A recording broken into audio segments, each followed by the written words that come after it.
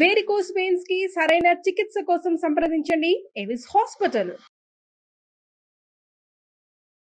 అమ్మ నమస్తే. నమస్తే అమ్మ జయలక్ష్మి. అమ్మా, చిరిగిన బట్టలు వేసుకోవచ్చా? వేసుకుంటే ఏమవుతుంది? అమ్మ, చిరిగిన బట్టలు అని అనడంలోనే అవి వాటి సహజత్వాన్ని కోల్పోయిన అర్థం అవుతోంది కదా. అవును. చిరిగాయంటే మామూలుగా ఏమిటి అర్థం? పాతబడ్డాయి, ముట్టుకుంటే ముట్టుకుంటే ఇలా విచ్చిపోయేటట్టున్నాయి అని అర్థం. అది దేనికి సంకేతంగా ఉంటుంది? చిరిగిన బట్టలు వేసుకోవడం అన్నది దరిద్రానికి సంకేతం. అంతే కదా. ఏదన్నా అంటే కుచేలుడు అన్న పేరు మీరు విన్నారు. అవును. ఆయనకి అటుకులు పట్టుకెడదాం అనుకుంటే కృష్ణుడి కోసం పాపం భార్య ఇంట్లో వెతికితే అటుకులు దొరికాయట. అటుకులు పట్టుకెడదామని చూస్తే ఆయన ఉత్తరీయంలో దాన్ని కడదాం అనుకున్నట్ట. కడదామంటే జారిపోతున్నాయట, అంటే చిరుగులు. 16 మడతలు వేస్తే ఆ ఉత్తరీయాన్ని అప్పుడు దాంట్లో కట్టగలిగాడు అనమాట. అంటే అన్ని చిరుగులు ఉన్నాయి. అది స్థితి. ఆ స్థితి ఏం సూచిస్తోంది? దరిద్రాన్ని, ఏమీ లేకపోవడం అనేటటువంటి దాన్ని సూచిస్తోంది. కాకపోతే ఆనాడు కుచేలుడికైతే దాని గురించిన పట్టింపు లేదు.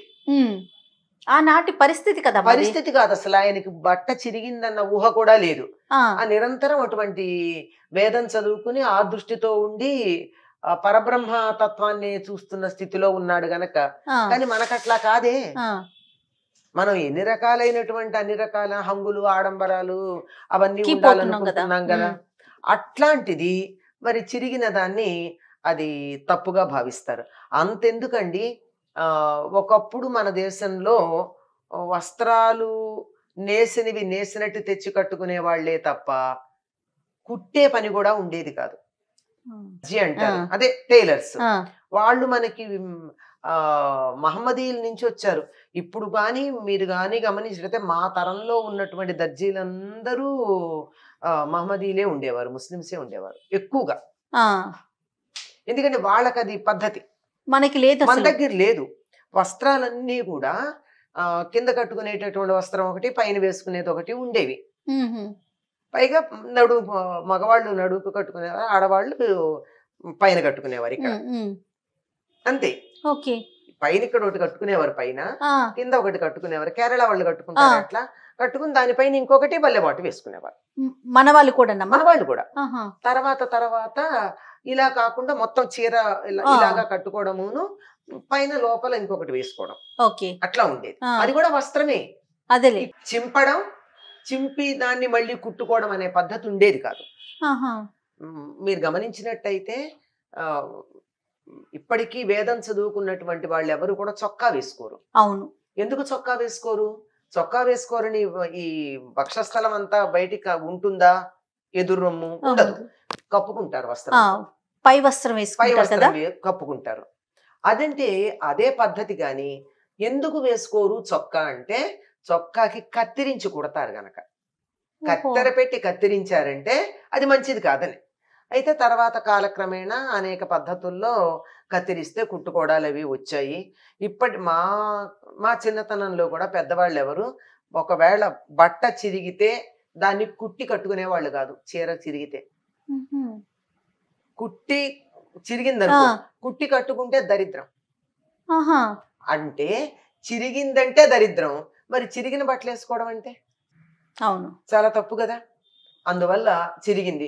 తర్వాత అట్లాంటి దాని మీద మంచి ఎంబ్రాయిడరీ చేసి వచ్చేవి. ఆ ఎంబ్రాయిడరీలో లోపల హోల్స్ ఉండేవి. ఆ హోల్స్ ఎట్లా చేస్తారు అంటే, అగరబత్తి దగ్గర పెట్టుకుని ఆ హోల్ చేయడానికి దాన్ని అలా అనేవారు. అదంతా సింథటిక్ కదా ఇలా అని దాని చుట్టూతో కుట్టడం ఉండేది. అది ఒక్కసారి కొంటానంటే మా నాన్నగారు మమ్మల్ని చాలా కేకలేస్తారు. కాలిన బట్ట కట్టుకుంటావా, ఏం దరిద్రం వచ్చింది నీకు అని. కాలింది కానీ చిరిగింది కానీ వేసుకోవటానికి చాలా దరిద్ర హేతు. అంటే జ్యేష్ఠాదేవిని మా ఇంటికి రామ్మా అని మంగళహారతి ఇచ్చి పిలిచినట్టు. పిలుద్దామా? తెలిసి ఏమైంది, చెరక్కుండానే చూసుకోండి అంటే. ఈ రోజుల్లో ఎట్లాగో మనం కత్తిరించుకుని కుట్టుకునేవి అలవాటు పడ్డాం గనక, ఎప్పుడన్నా మరీ పాతబడింది ఏదన్నా కొద్దిగా చిరిగితే దాన్ని కుట్టుకుని వాడాలి కానీ చిరుగుతో మాత్రం వాడకూడదు. అంటే మారిన కాలాన్ని బట్టి ఎట్లాగో కుట్టింది వాడుతున్నాం కదా, కత్తిరించుకుని మరీ కుట్టి వాడుతున్నాం కదా. అందువల్ల అలా కాకుండా నేను మూడు మూడు ముక్కలు తెచ్చుకుని వస్త్రాలు వేసుకుంటానంటే సమాజంలో నన్ను రానియరు కదా. అవును. దాన్ని బట్టి దాన్ని అంగీకరించిన చిరుగు ఉన్నది ఎందుకు వేసుకోవాలి? మరి ఇప్పుడు ఇవాళ అదే కదా ఫ్యాషన్ అయిపోయింది కదా. ఏమని చెప్తే నేను చెప్పిన ఈ మాటలన్నీ వింటుంటే ఎంతమందికి లోపల బాధ కలుగుతోందో.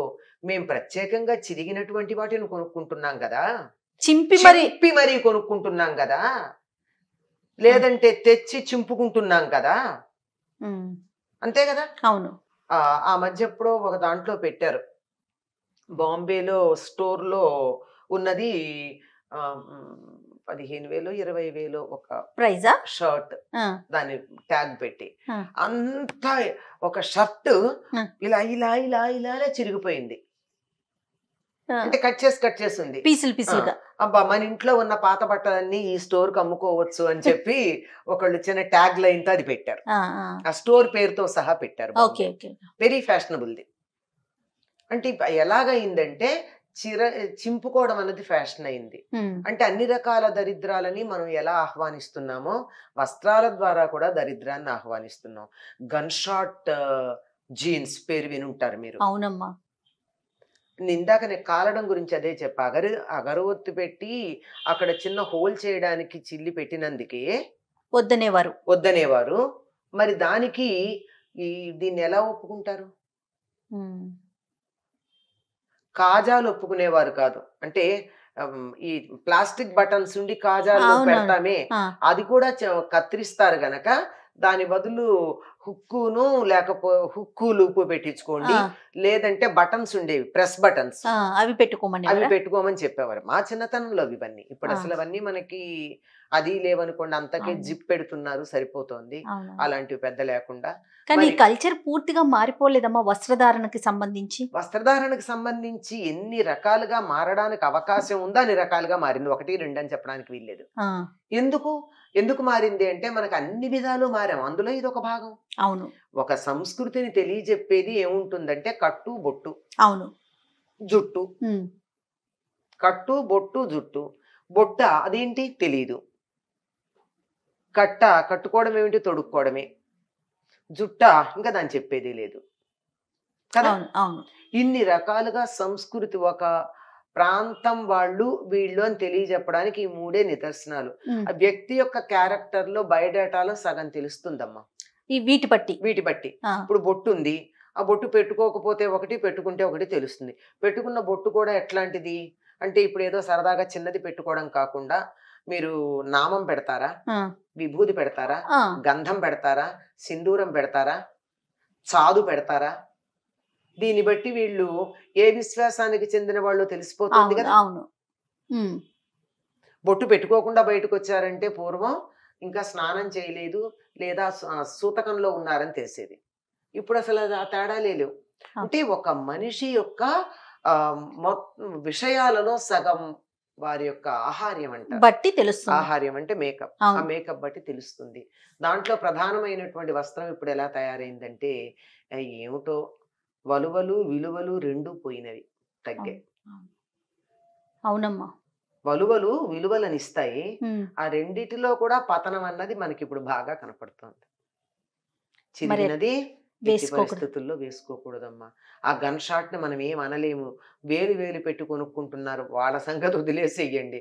ఎందుకంటే మనం మాట్లాడకూడని విషయాల్లాగా అయిపోయినాయి. కానీ మన వరకు మనం పాటించదగింది చిరిగినవి వాడకుండా ఉంటే చాలు. తప్పకుండా అమ్మా. నమస్తే. నమస్తే.